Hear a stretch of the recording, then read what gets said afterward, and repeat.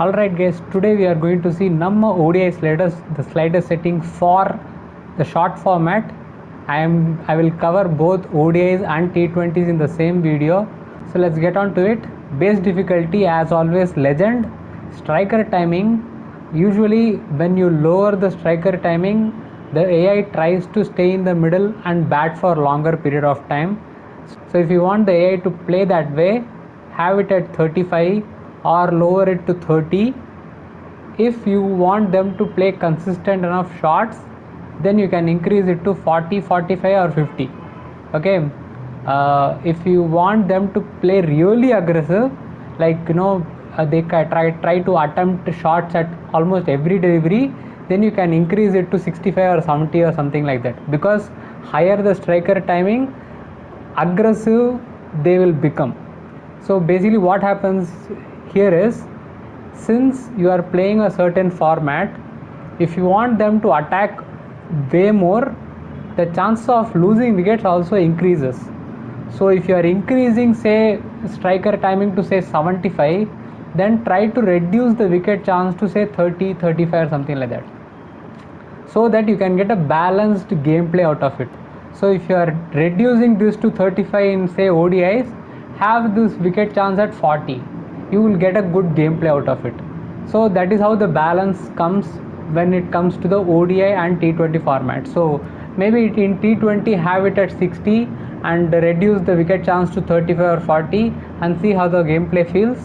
And for ODI, have it at 35. Lower than 50 is much better for ODIs because it's a longer format. And in the wicket chance, you can go for 45 or 40 or 30, even 35 if you are getting wickets very easily. It all depends on what comes out of your gameplay basically. So balance it out according to that. Coming on to run rate, I like it at 55. Go to 60 or 65 if you feel the runs could be a bit more than what they are scoring right now. So again, you have to understand that if you increase run rate, wicket chance also increases, because they have to produce aggressive shots for the gameplay to reach that the parameter at a certain value of run rate. So if they are at 80, 75 or 80 run rate, they will have to score at a certain pace. So then it is very important for them to score runs regardless of what kind of deliveries you bowl. So in that case, wickets also tumbles very quickly. So if you want a very aggressive but also don't want the AI to lose fast wickets, then increase the striker timing, decrease the wicket chance to maybe 30, and then increase the run rate as well as per your own liking. Okay, this is done. Bowling as usual, 20-20, 90-90, nothing much to see there. Now coming on to the batting part of the slider settings. Short replacement, no. Foot required, yes. Footwork required, yes. Ball marker, you usually have it at 25 because we need that extra time to play the ball. Now usually I have the early shot timing window at 0, but this time we are having it at 15 to counter the spin early timing issue, and also even against pace the early timing issue has popped up. So good advancement from Big Cat Studios. But to counter that, I just have given some value in the early shot timing window. You can increase this to 25 if you feel like you need better window, and if you are facing that early timing issue regardless of how late you time way too much, try to go at 25 or 30 or something like that, but don't go below 15 is what I will try to say, because I tried it at 5 and 10, but it didn't feel like you can get a good game out of it, unfortunately. And I don't think they are going to do anything about the early timing issue. So for that, you just have the value at this. Late timing, no problem, 0. Short timing difficulty 100, advanced shot 60. Timing window, because of the early timing issue, again I used to have it at 98, 99 if you remember the slider settings. Now I have it at 70. Alright, 70, so that when the ball comes, when you react to it, the ball is timed properly and the early time doesn't come that often. But even then it happens. If you have not checked out the spin issue video, I'll try to link it in the information tab. and go check that out as well, because this issue definitely has ruined the gameplay for me personally. So this is the one change which I have made for that. Now coming on to the big change. Before this, I want to show you the timing window. We have changed the timing window from 70 to 100. So because of that, you basically can play the shots much later, right? So what we have done is, we have reduced the pace timing window and we have increased the timing window overall. So this comes down to 50 for the shorter format, and it will reduce it a bit more for the longer format, test format. So right now 50 or 60, okay, 50 or 60, the balance of the shots and the misses and all those things comes down pretty well, and it is very enjoyable that way. Because you guys, if you haven't checked out my gameplay and stuff, you might have seen the way I am playing the aggressive shots and able to score more runs. It's basically because I have found that balance between the timing window and pace timing window, courtesy Manigandan, because he was the one who mentioned this change to me, and I tried it out and I really liked the things it offered in the gameplay. So we have applied it to our gameplay as well. Striker skill bonus 5, foot placement difficulty, because it's a now longer format, I just wanted a slight window of opportunity for us to play our shots, so 95. Bowling quality, ball quality same, 100. Ideal input power boost, because even the ideal timed shots were not going beyond 30-yard circle, and that kind of pissed me off a bit. So because of that, I have given a boost to those kind of shots at 25. It usually default value is 0, but I have given it 25.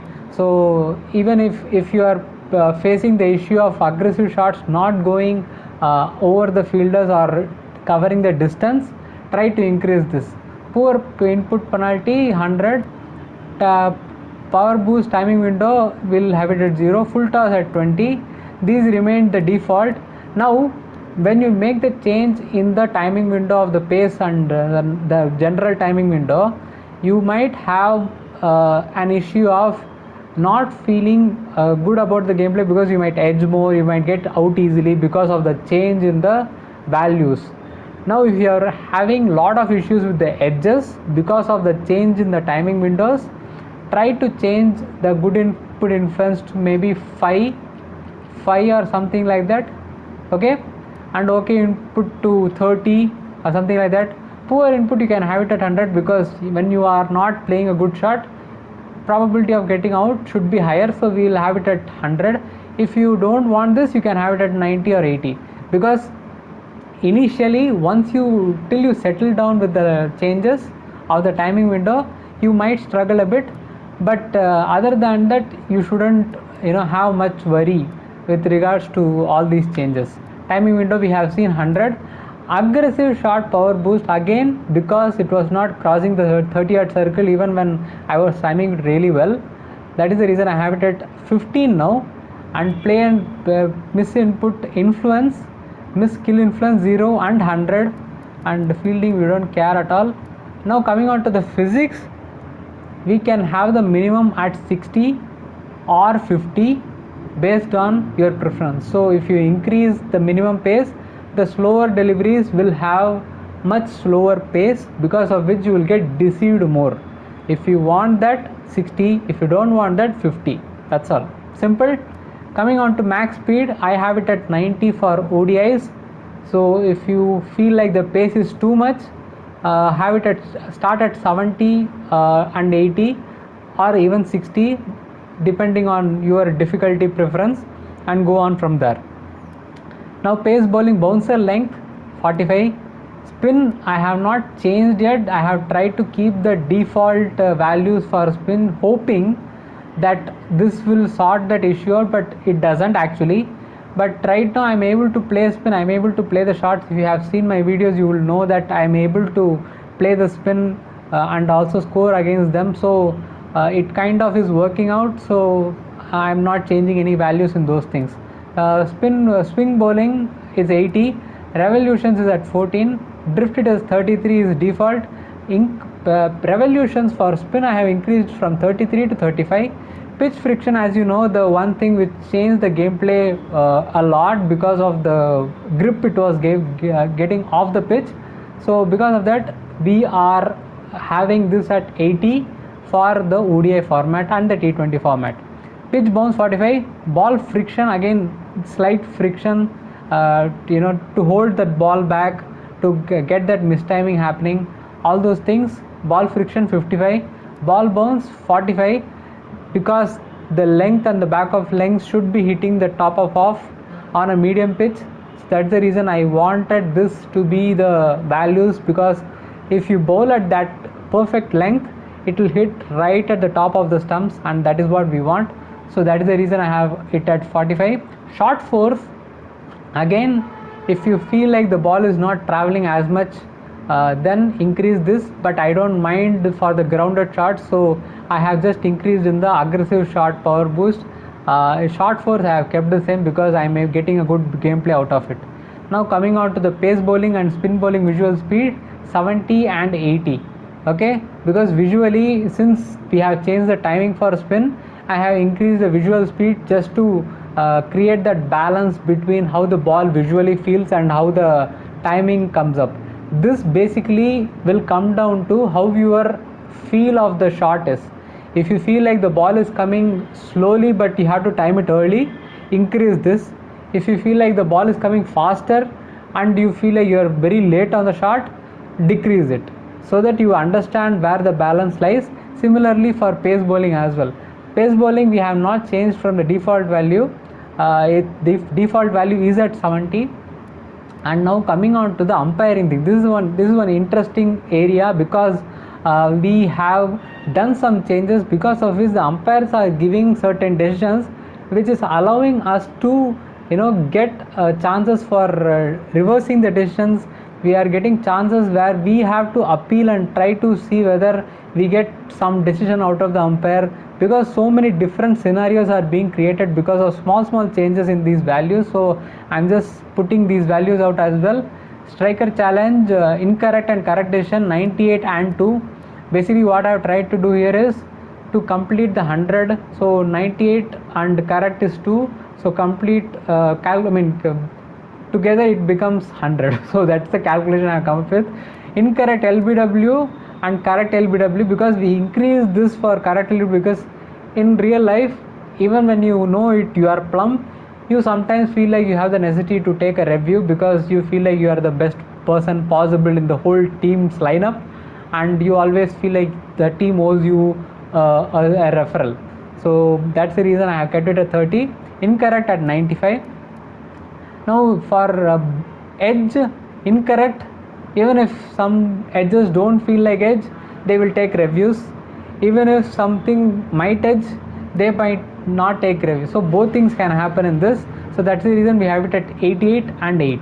Okay, incorrect LBW and correct LBW 90 and 20. Again, this is for bowler challenge. Okay, similar thing for while batting, you increase that probability. While bowling, you slightly decrease, because sometimes you feel like maybe no, maybe yes. So it depends on how you want. You can actually go for the same values as striker challenge as well. For this, like, you can go for 30 in this and 90 in the incorrect LBW decision for bowler. So this changes a lot of gameplay aspects and adds more element to the gameplay, and that's the reason I have added these values. So these are the values. I hope you guys found this video helpful. Do try it out and tell me in the comment section your thoughts on it. Play a match and see how it goes. T20s I have mentioned the values accordingly. Just see how the match goes and give the opinion in the comment section. And if you are new to this channel, definitely subscribe to this channel if you are a fan of Cricket 24, because we will be making a lot of content related to this game and other games as well in the future. Also, do hit the like button if you like this video. Kindly give a good response, because I would really want more involvement from the community, because only then as a creator I will be able to put on more content and give you varied content where we can have a bit of fun with the gameplay and stuff, I know some people might not prefer cricket 24 as it has got older, but it's cricket, and when we have the passion towards a game, we try to emulate through a virtual game. That is what we are trying to do here basically. So when we play an IPL match or when we play a test match, we are basically trying to emulate that feeling of being in the middle and trying to play, because it's not basically cricket 24 the game as such we are trying to play. We are playing the game, we are playing the sport, we are playing the feeling of being in the middle and trying to play that match. That is the reason we all keep doing this, and we all keep coming back to this game. And thank you for watching. Do you think we can define a target of 10 against the AI with varied hardest difficulty, so customized hardest difficulty? Do you think yes or no? If you want to watch what happened, you can check out this video. I will see you guys in the next one. Thanks a lot for watching and keep supporting guys. See you soon.